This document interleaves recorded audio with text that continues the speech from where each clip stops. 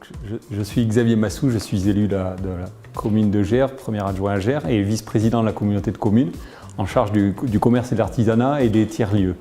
Donc participant au développement économique de notre territoire du nord-est des Ardennes, en articulation avec nos partenaires consulaires, particulièrement la Chambre des métiers, pour impulser, accompagner, être au plus près des acteurs économiques pour que notre territoire soit attractif, il y fasse bon vivre et pour cela qu'il y ait de l'emploi et donc des artisans et des activités économiques qui se développent.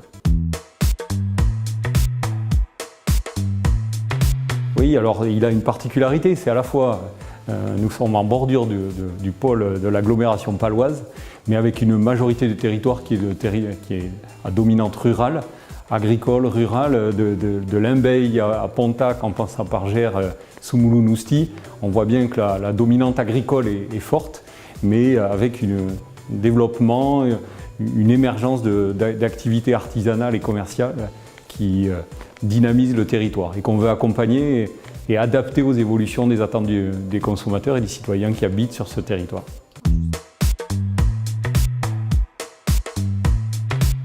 Les enjeux, c'est conserver cet art de vivre, cette qualité de vie, les gens y sont sensibles, il y a une vraie culture du bien vivre dans nos territoires, mais on les veut tourner vers l'avenir et avec une forte volonté d'impulser les changements qui correspondent aux attentes des gens, en particulier sur la manière de consommer, je pense aux aspects alimentaires par exemple, où les gens veulent des choses saines, produits localement et de qualité, qui reprend des traditions gastronomiques qu'on peut avoir, et favoriser l'émergence de nouvelles activités artisanales qui valorisent des savoir-faire plus anciens et qui tournent le territoire vers les modes de production d'avenir. Donc là, il y a un accompagnement sur la digitalisation, l'informatisation qu'il faut impulser dans ces entreprises pour arriver à créer de l'emploi et de la richesse sur ce territoire.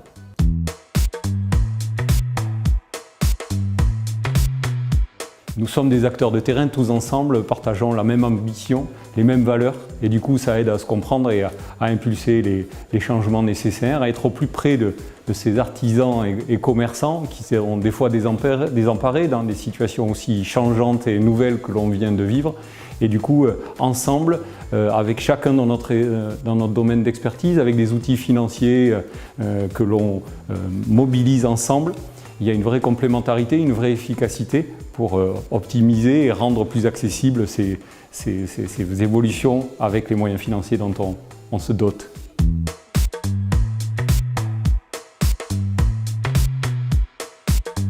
La première des choses pour se développer, c'est d'abord consolider l'existant et donc assurer la transmission des activités qui existent sur le territoire est une première étape indispensable. Et donc c'est ce qu'on fait ensemble de manière, je pense, tout à fait intéressante.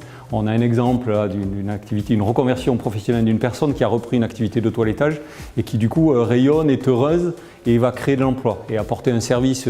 Elle est située à Morlas, qui est le locomotive de notre territoire. Donc c'est vraiment un volet très intéressant à travers cette action que vous initiez pour qu'ensemble on fasse connaître les entreprises à reprendre et on accompagne les gens qui deviennent repreneurs et du coup découvrent la vie de dirigeants. On a besoin de les former, d'être à leur côté tous ensemble pour réussir ces reprises et faire prospérer ces entreprises.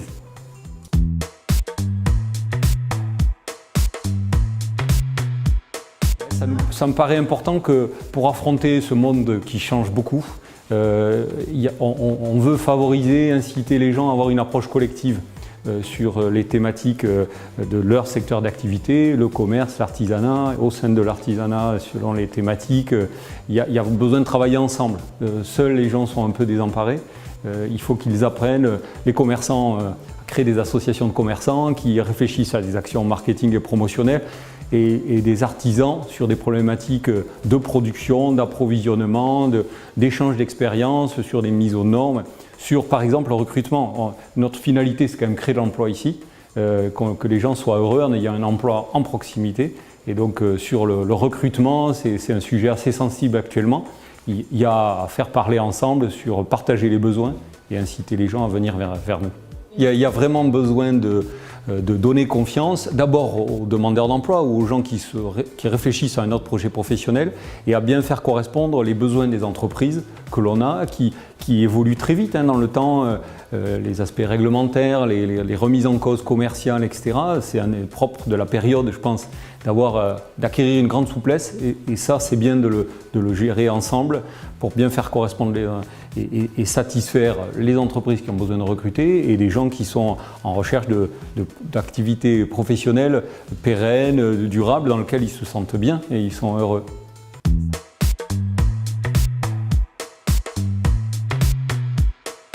Je veux porter un discours d'optimisme. Je veux qu'on positive les choses.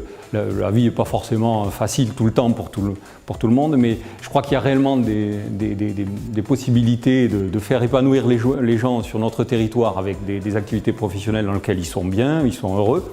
Un territoire vivant qui se remet en cause et qui s'adapte aux évolutions. Je crois que c'est la clé d'arriver à s'adapter et à utiliser ses savoir-faire dans les nouvelles demandes qu'il y a des consommateurs. C'est une vraie chance et du coup notre partenariat, à mon avis, s'inscrit bien là-dedans et nous rend plus complémentaires et plus efficaces pour le territoire.